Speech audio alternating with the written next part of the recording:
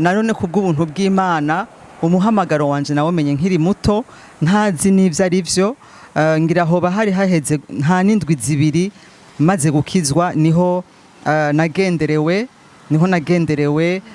n'umwami Yesu. Byari ibihe bidasanzwe kuko hari haheze umwaka mbuze umuvyeyi wanje, mama yaraheje kwitaba Imana yari 95, hanyuma mara uwo mwaka wose mfise agahinda.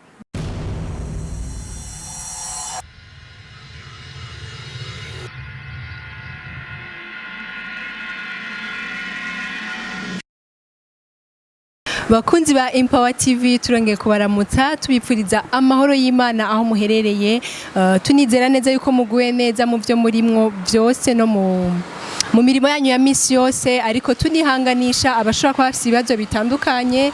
Harashobora kuba bagwaye, abandi bashobora kuba bafise, murabizi ko ibibazo byamari byinshi kuri iyi si, ariko mwese ndabihanganisha ndababwira ngo nta joro ridaca, kandi ngo ya Mana y'ejo niyo y'uyu munsi, kandi niyibandanya no gukora ibizokurikira. Rero nkuko musanzwe mubizi kuri Empower TV twama tubazanira abantu abatandukanye, aho uyu munsi ndi kumwe n'umuntu adasanzwe, umuvyeyi wacu asanzwe aturera mu buryo bw'impwemu mbese no mu buryo bw'umubiri, akaba agiye kuturamutsa natwidondore muri rusangi, anatubwire akazina kiwe n'ivyo asanzwe akora ku basanzwe batabizi, sivyo? None turaguhaye ikaze muvyeyi wacu. Amahoro y'Imana abane namwe, murakoze cyane gose Solange kuduha kano karyo no kuduha ubu butumire kuri iyi televiziyo yanyu. Ntitubifata ko ari bisanzwe, twumva biducishije bugufi kugira ngo dushobore kuronka ico dushoboye guterera kubw'umubiri wa Kristo mu Burundi mbese no kubw'igihugu c'u Burundi.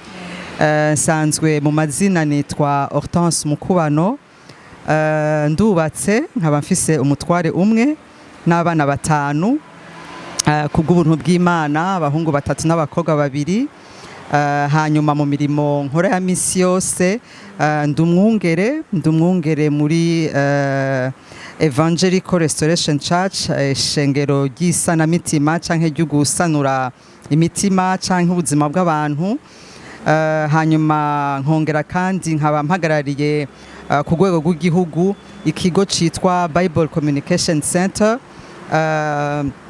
Mu majambo make novuga ko mwidondoro wanje nuyo. Hanyuma cane mbere ya vyose ndakijijwe kuva tariki 8 z'ukwezi kwa gatandatu 1996 niho nagiriwe ubuntu n'Imana mpura n'umwami Yesu Kristo. Kuva ico gihe rero twatanguranye urugendo kugeza uno munsi aho ndi mu murimo w'Imana, uko dukunze kuvyita mu kinyamazuru full time ministry. Bakunzi bacu rero ngira muravyumva ko uyu ni Pasteur Hortense, ko bashobora kuba bahora bamwumva bakaba batari bwamubone. N'uyu muvyeyi mubona ngaho murabona ko ari umuvyeyi mwiza cane.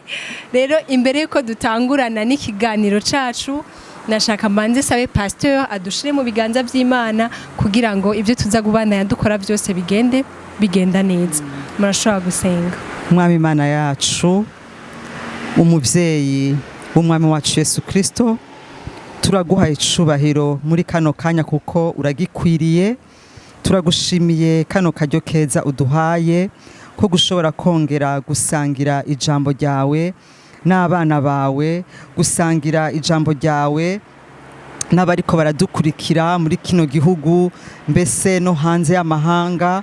None turakwinginga muvyeyi mwiza, urungike mpemu wawe kugira ngo aturongore, atuyobore, kugira ngo amajambo yawe aza guca mu kanwa kacu aze kuba amajambo atanga ubugingo, kugira ngo umumwe wese ijambo aza kwakira rize gucika ubuzima, rize kumuzanira kunaguka, rize kuzana kuguruka amaso, rize kuzana mbese umugisha wose wugaraniye mu ijambo ryawe, kuko ijambo ryawe n'ubuzima kandi n'impemu. Urakoze kutugirira neza, urakoze kubana n'umwe wese ariko akurikira kino kiganiro, urakoze Mana guha umugisha iyi televiziyo yatwizeye ikaduha kano kanya. Urakoze kugirira neza igihugu cacu, urakoze kugira neza abarongozi bacu, ni mu izina ry'umwami wacu Yesu Kristo dusenze dushima, amen.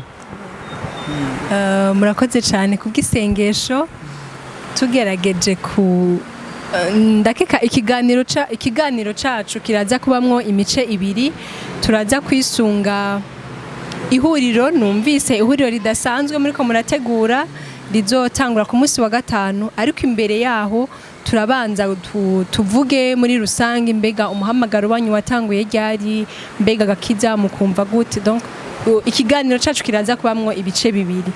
Rero tugerageje gutangurira kuri nk'ico ca kabiri nari mvuze ndakigize ca mbere, mbega Pasteur Hortense, umuhamagaro wanyu nka pasteur watanguye ryari, byaje gute?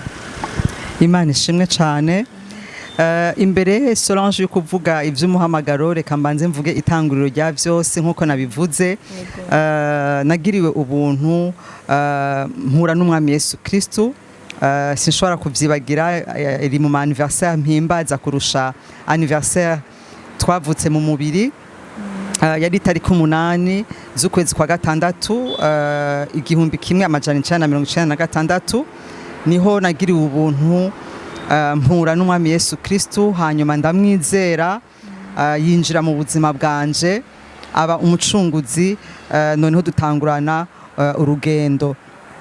Ivy'umuhamagaro novuga ko narone kubw'ubuntu bw'Imana umuhamagaro wanje nawumenye nkiri muto, ntazi n'ivyo ari vyo. Ngira hoba hari haheze nta n'indwi zibiri maze gukizwa, niho nagenderewe n'umwami Yesu. Byari ibihe bidasanzwe kuko hari haheze umwaka mbuze umuvyeyi wanje. Mama yaraheje kwitaba Imana, yari 95. Hanyuma mara uwo mwaka wose mfise agahinda, ntashobora kwihometa iyo perte yiwe. Mu nyuma rero umwaka uheze nja gukizwa. Maze gukizwa, hagati aho muri uwo mwaka wose waheze, sinari nzi kuryama ngo nsinzire neza, kubera ko uwo muvyeyi wanje twe twamaranye igihe kinini ndamugwaje. Urumva ko naho nagira ngo ndaryama, nubwo yaba ari après-midi, sinashobora gutora itiro kuko ama image canke ibicapo vy'ukungene yababaye kuko yagwaye igihe kinini yacanzamwo. Murumva ko namaze umwaka wose meze nabi, merewe nabi, burya kudashobora gusinzira na kaga. Ku murango sinashobora gusinzira, mwijoro sinashobora gusinzira. Nsinziriye naho kabara kanya gato ngaca mvyuka ngakoma induru. Ndabigenderamwo ivyo bintu umwaka wose urahera, kugeza aho umwami Yesu Kristo yangiriye ubuntu n'imbabazi. Ndakizwa mu buryo bw'Imana bw'igitangaza, ntabizi. Ahantu bantumiye, jewe nzi ko nari ngiye gufungura, ariko ncasanga umwami Yesu Kristo niho ari, anteze ibiganza, hanyuma ndamwakira ndakizwa. Hanyuma iryo joro nyene ntangura kubwira Yesu, ndamubwira nti Yesu, ubu unya rero kuri muri jewe. Urazi Solange, hari igihe umuntu akora isengesho atazi ivyo ariko arakora, ukumva mbese bisa nk'ibintu umenga ni n'ubujuju, ariko nasanze Imana yacu iraba umutima, ntiyumviriza n'ukungena umuntu kumburi ashobora gutandukanya amajambo. Iryo sengesho nakoze nari mbabaye mfise agahinda, mvuga nti mwami Yesu, ubu ko uri muri jewe, ndakwinginze umpindurire ibihe, ntangure gusinzira, ntangure kubaho nk'abandi bantu. Hanyuma araryumva. Indwi zibiri ziheze niho yaciye anyiyereka. Ndamubona asa neza, ndamubona afise katuvuge mu gifaransa regard tendre y'urukundo, mbese ndamubona nkuje kumpoza. Hanyuma tumarana umwanya. Mu nyuma ngiye guhaguruka aho hantu, yasanze, novuga ko yasanze, acampa ijambo riri muri Timotheo wa 2:3-5. Rimwe rivuga ngo mbega umuntu atazi gufata inzu yiwe, ni gute yoshobora kwitaho inzu y'Imana? Guhera ico gihe sinabitahuye kuko nta ndwi zibiri zari ziheze nk'ijijwe. Bica binsaba kuja kurondera umumama yahora mfasha mu vy'agakiza, mbese ari nawe yari yarantumiye muri iyo déjeuner d'évangélisation. Nja kumubaza nti jewe Jésus ntiyaje, ntihanyuma rero umva ntavyo numva hariho ibintu twavuze mugabo ntihariho ikintu yambwiye kugeza n'ubu nguma numva iryo jwi. Ntihanyuma ntiyambwiye verse iri muri Bibiliya. Sinari nzi Bibiliya Timoteyo wa kabiri, sinanzi ko hariho Timoteyo wa kabiri n'uwa mbere, ntavyo nari nzi. Urafata umuntu agikizwa indwi zibiri. Hanyuma ico nakoze ndazi ko naciye mva muri ico gitanda bukeye mu gitondo ngenda kurondera, urumva sinari bwanaronke na Bibiliya yanje, canja kurondera Bibiliya umuvyeyi wanje yahora akoresha, mama wanje yahora akoresha. Kubera ko ntarinze aho Timoteyo aherereye, uravyumva ko naciye ngenda muri rwa rupapuro rwa mbere rutwereka aho ibitabo vyose vyanditse kugira ngo ndabe inomero y'urupapuro. Hanyuma nuko naciye ndahabona, hama ndabisoma, sinabisobanukirwa. Ico gitondo nyene nca ngenda ndiruka nka kurondera uwo mu mama yanzanye kugakiza kugira ngo ansobanurire ivyo bintu. Mu mutima muri jewe narumva ko harimwo ikintu c'uburemere, ikintu numva menga sinzi burya hari igihe udatahura ibintu mugabo muri wewe agakagatima muntu ukumva karavyakiriye, nubwo we mu bwenge utari kuravyakira mbwa mu mpemu kumva birimwo. Ntangura kumva ko hariho umuhamagaro udasanzwe ku buzima bwanje, ntangura no kuvyanka kuko ndibuka ikintu ca mbere namubwiye nti nizere ko bijya bintu wantwayemwo ujya mwami Yesu nakiriye, nizere ko jewe atari karampamagara kuba umupastori. Ivyakurikiye vyo babirebire cyane gose, ariko nobabwira ko nico gihe naronse uwo muhamagaro. Hanyuma ndi umuntu akunda kwandika cyane gose. Ico gihe nca ndafata ikaye nahora nandikamwo inzozi nagize canke akantu kambabaje canke icimana yambwiye, agenda murabitahuye cyane.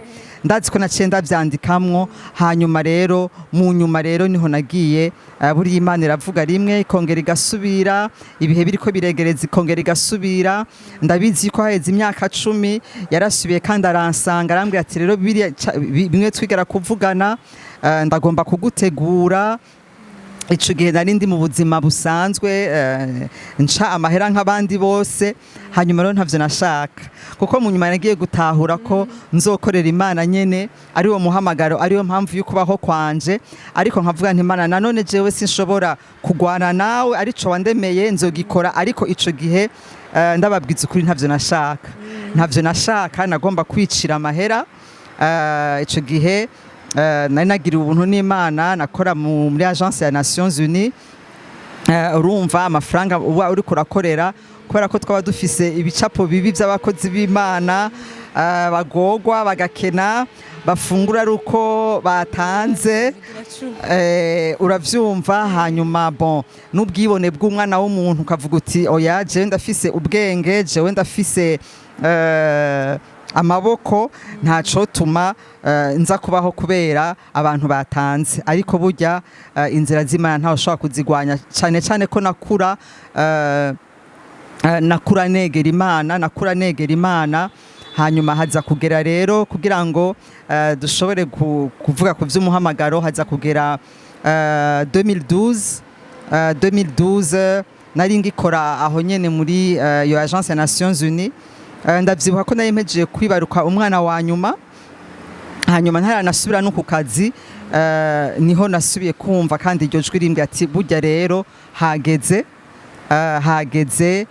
ivy'amakontra hagarika. Ni ntahe ndende nayo nyene kumbure tuzoronka ikindi gihe cyo kubiganirako.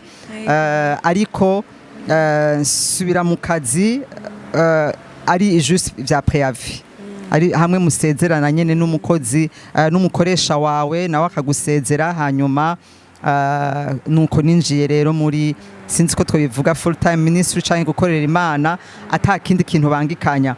Ariko mbere yaho narakorera Imana mugabo mbega mvuge gute, d'une façon temporaire. Rimwe na rimwe siwo wari umurimo wanje wa misi yose. Nico gihe rero kuva novuga mu kwezi kwa gatatu, mu kwezi kwa kane niho natanguye kwinjira muri gukorera Imana atakindi kintu mfatanya. Niho novuga ko niyeguriye Imana wese, nemera kuja muri uwo muhamagaro kugeza uno munsi, imyaka umunani imyaka 8 ndiko nkorera Imana. Mu majambo make numva avunaguye, numva menga twobisobanura gutyo.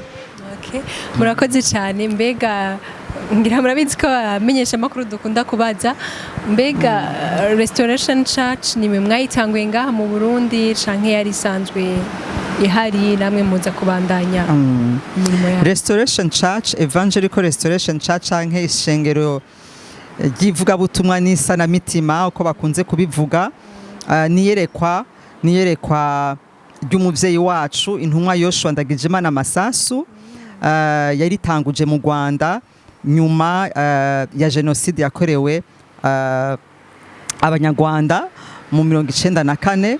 Ico gihe we yari impunzi Kongo, ariko noneho Imana iza kumuhamagara ngo aze gutanguza ishengero umuryango. Murumva ko yari inyuma ya jenoside, urumva ko imitima yari ikomeretse, abari barabuze, abari bariciwe, urumva nyene yari amagufa yumye. Mu nyuma rero nuko iryo shengero ryatanguye, hanyuma riza tuja kumenyana nawe, hanyuma hano rero naco ico gikorwa kiratangura dutangura mu Kanyosha.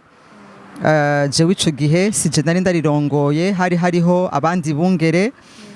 Hanyuma rero ubu rero kuva muri uno mwaka, kuva mu kwezi kw'indwi, twatanguye iyindi paroisse canke novuga gute, iyindi shami sinzi ko novuga, iyindi branche canke iyindi paroisse hano mu gisagara muri ville,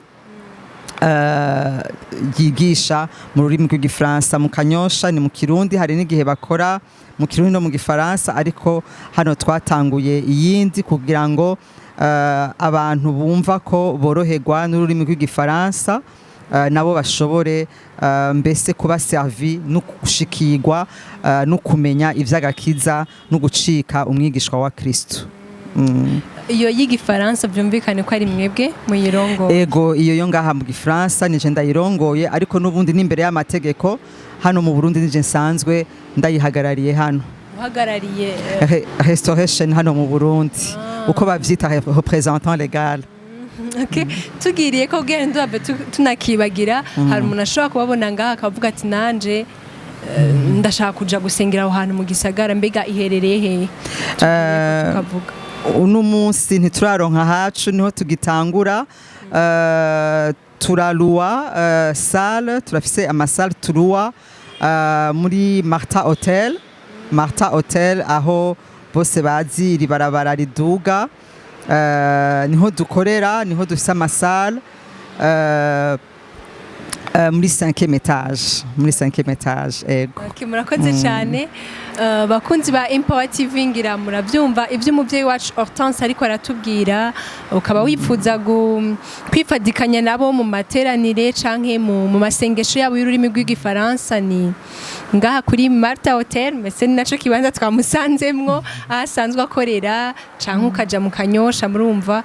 Ariko none aho uri hose ukira kwifadikanya n'abakozi b'Imana, ngo Imana iragufasha kumvira ivyo uri kurayisaba byose. Mbega pasteur, kugira dushe tuninjira mu gice cacu ca kabiri, hari abantu benshi bakunda nashaka kukubaza ikibazo kimwe, kuko uyu munsi sinashimiye kubaza ibibazo byinshi, tuzokorana n'ibindi biganiro. Hari abantu benshi bakunda kwibaza ikibazo c'agakiza, no bavuga ngo ukuvuka ubwa kabiri no kubatizwa mu mazi menshi. Nico kibazo conyene nashaka ko uyu munsi dushobora gutanga ko umuco. Mbega wewe iyo bavuze ngo ukuvuka ubwa kabiri no kubatizwa mu mazi menshi, mubiha insiguro imwe canke hariho kuko hari abantu bumva ko ukuvuka bwa kabiri, hariho nabo nigeze kumva bariko barabiharira bavuga ngo ukuvuka bwa kabiri ni kuryo umuntu aba yabatijwe mu mazi menshi. Ubundi nawe akavuga ngo ukuvuka bwa kabiri ni ukuba wavuze wasubiyemwo ajya amajambo. Nashaka ngo ku bakunzi bacu n'abandi benshi bashobora kuhigira, ugire itandukaniro utanze hagati y'ukuvuka bwa kabiri no kubatizwa mu mazi menshi. Murakoze cyane. Ni kibazo nkuko mubivuze Solange gikunze kuzazanira abana b'Imana, ariko ubundi ni ibintu bibiri bitandukanye, hanyuma kimwe kigira insobanuro iyo ikindi cyamaze kuba. Yego. ni ukuvuga iki kuvuka ubwa kabiri ni iyo rencontre ni uko guhura n'umwami Yesu Kristo. Ni umunsi wemera yuko uri umunyabyaha, ukemera ko udashobora kwikiza, ukemera ko wagendeye kure y'Imana, noneho ugafata ingingo yo kumutumira agaharira ibyaha byawe, niho yitwa ngo umukiza cyangwa umucunguzi. Ariko nanone ntiyitwa umucunguzi gusa, ukamwemerera ko noneho ugiye kuva ku ntebe y'ubuzima bwawe, kuko atabami babiri basangira ubwami cyangwa basangira intebe. Noneho ukamwimika mu buzima bwawe uti ntubaye umucunguzi gusa, ariko nemeye ko uzonambera n'umwami. Ni ukuvuga iki? Nemeye ko uzontegeka. Hanyuma mugatangura urwo rugendo. Jambo ry'Imana rirabi uko niko kwatura, niko gusaba imbabazi, niko kumuhamagara, niko kumutumira akaza akaganza mu buzima bwawe. Muri ico gihe iyo uvyizeye mu mutima wawe ukavyatuza n'akanwa, mwico gihe uravuka ubwa kabiri canke ugakizwa, nkuko tubisoma mu Baroma igice c'10 kuva ku murongo w'9 umanuka hasi. Kubatizwa naho urumva uko gukizwa canke kuvuka ubwa kabiri niyo experience nababwiye, canke nico kintu ciza canshikiye nababwiye cabaye itariki 8 ukwezi kwa gatandatu 1996. Mu nyuma rero iyo umaze kubikora, kuko hari igihe ubikora uri wenyene, hari igihe ubikora ubikorera ahariho hose, ntunakeneye nuko haba hariho n'undi muntu. Hari n'igihe umuntu abikora ari mu ishengero, kuko baba bahejeje kuvuga ubutumwa bagahamagara abantu ati nibande bifuza noneho kwakira uwo mwami Yesu Kristo. Mugabo uko biri kose ntubikora mbese imbere y'abantu bose. Kubatizwa rero, kubatizwa gato y'ingaho nyene byumvikane yuko ndashobora kuja mu rusengero bagasigura, abandi bakaja kwihana, jewe numvise ntari prête, nshitse muhira nkashobora kwatura ndi jenyene nkakizwa. Cane gose, cane gose, cane gose. Ngaho nyene kukubatizwa nako nibaza ko umuco abashobora kuba bari bafite ikibazo nk'ico nari mfise. Nibaza ko umuco bashoboye kuwuronka, urashobora kuja mu rusengero bakigisha, ushitse muhira utari bwavuka ubwa kabiri ukatura uri wenyene. Ibyo ni jambo, ni ikintu gikomeye cyane. Tubandanye no kuvuka. Ego. Hanyuma rero urumva umaze gukizwa ni kimwe, hanyuma urakura muri ako gakiza, urakura muri iyo migenderanire, hanyuma ukaja gutera intambwe ya kabiri ariyo yitwa kubatizwa. Mbese nk'ushaka gushinga ikirenge mu ca Yesu Kristo, mbese nk'ushaka noneho kugaragaza cya gikorwa cyakoreka mu mpisho. Noneho kubatizwa bikaba nk'uburyo bwo gushingira intahe isi y'impwemu, isi igaragara ko noneho wahinduye umuryango, ko noneho utakiri wa wundi ubu unya winjiye mu muryango w'Imana. Bigasa nkaho uri kurashinga intahe ubwira abantu. Rero nico gituma kijya kimenyetso cy'uko kwinjiza mu mazi bakakwinika, ni kuvuga ngo nabambanywe nande na Kristo, narapfanye na Kristo. Hanyuma kijya kimenyetso cy'uko gukura mu mazi bagukurayo, ni kuvuga ko ubu unya urazukanye na Yesu Kristo, kugira ngo utangure kugendana nawe mu buzima bushasha, marcher avec Jésus en nouveauté de vie. Nico kijya kimenyetso cy'ukwinika no gukurayo, nico bisobanura. Mu majambo make urumva yuko umubatizo uza inyuma yo kubanza gukizwa. Kubatizwa utarakizwa ntaho bitandukanye no kugenda muri izi piscine tubona ngaha anya, ntaho bitandukanye n'ijya dushe dufata muhira. Urumva rero nta kubigira cyo kimwe, si kimwe. Kandi agakize niko kaguha kubona ijuru, niko kaguha uburenganzira kuzobona ijuru no kuzogira ubugingo budashira. Aho nyene nshengira akabazo gato, mbega umuntu yashoboye kwatura byonyene ntabatizwe mu mazi menshi ashobora kuja mu ijuru se, canke kubatizwa no kuvuka ubwa kabiri no kubatizwa byama bigenda biri kumwe, kugira ngo umuntu yitwe ko ari umukiriso ashitse ashobore no kuzoraga ubwami bw'ijuru? Ubundi ubundi umuntu yarakijijwe ntaco mubuza ko abigaragaza kuko aba binezererewe, nta soni irimwo. Gusa hari abantu bibatwara umwanya agakizwa mugabo agafata umwanya munini wo kubatizwa kuko kumburi inyigisho aba yarabayemwo, kumburi kera mu madini ya kera bigasa nk'ibimucanganiye, nk'ibimuzazaniye gato, akavuga ati none jewe ko nigeze gukizwa, ko nigeze kubatizwa nkiri uruyoya kumburi, mbega none umuntu arabatizwa kabiri. Mw'ico gihe bigasaba yuko amara iminsi ariko ariga inyigisho kugira ngo bashobore kumusobanurira ivyo noneho agiye gukora. Uwo muntu ntabagize nabi kuko abashaka gutahura aze akore ikintu acumva. Urumva bishitse tuvuge nk'uwo muntu akitaba Imana batizwa mu mazi menshi, aragenda mu ijuru kuko ntaba yagararije, kuko nanone no kubatizwa mu mazi ni itegeko ry'Imana.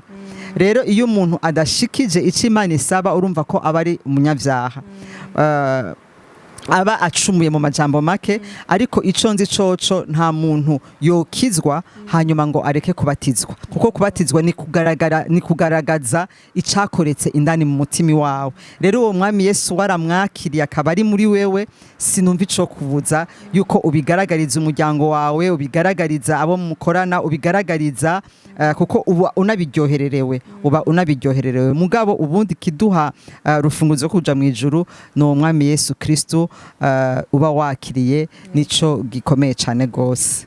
Mbega harashobora kuba bariko baradukurikirana ugasanga ntibaravuka ubwa kabiri, nakahe kajambo ushobora kubabwira kugira duce duhava tuninjira no mu gice ca kabiri cacu c'ikiganiro? Nakahe kajambo ushobora kubabwira nko kubatera intege, nimba ari na wenyene ariko araba ikiganiro ashobore kwatura, ashobore kuvuka ubwa kabiri? Akamono batera nakamo kihuta cyane, kuko ijambo ry'Imana riratubwira ngo kuko Imana yakunze cyane abari mu isi, arico catumye itanga umwana wayo w'ikinege kugira ngo umwizera wese ntapfe rubi, ahubwo ahabwe ubugingo budashira. Nshuti, ukaba uriko uratwumviriza uno munsi n'umunsi wawe, ijambo ry'Imana rirongera rikatubwira ngo ehe ndi ku rugi ndadodora, niwumva ijwi ryanje ukugurura ndinjira nsangire nawe.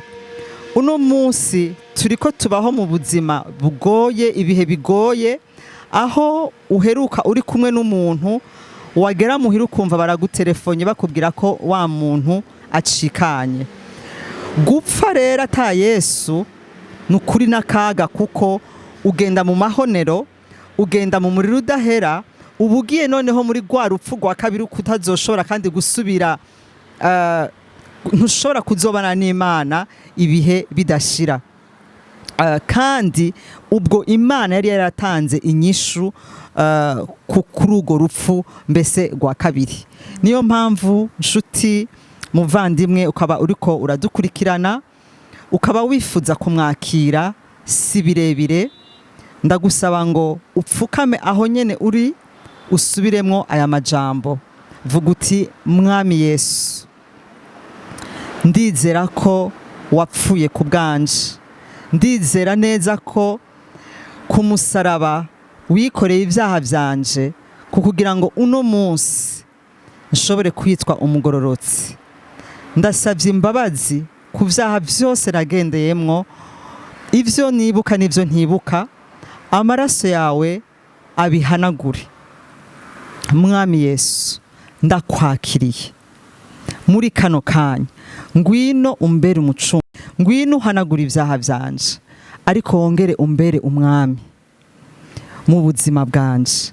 Sinzongera kandi kwirongora, ndakwimitse mu buzima bwanje, ube umwami, kuko nizeye neza umugambi mwiza ufise ku buzima bwanje. Mfuta mu gitabo c'urupfu, unyandike mu gitabo c'ubugingo. Umunsi wagarutse sinzomaramare, nzoshobore kubana nawe ibihe bidashira. Ukaba wakoze iri sengesho wizeye mu mutima wawe, ukaba wavyatuje akanwa kawe, nta kabuza wakijijwe ucitse umwana w'Imana, uvukiye mu muryango w'Imana, hasigaye ko usaba mpwemu w'Imana akakurongora kukugira ngo aguhe umuryango uzogufasha noneho gukura ugacika umwigishwa wiwe kukugira ngo nawe uzoshobore gufasha abandi muri iyi nzira y'agakiza. Imana ikumpere umugisha.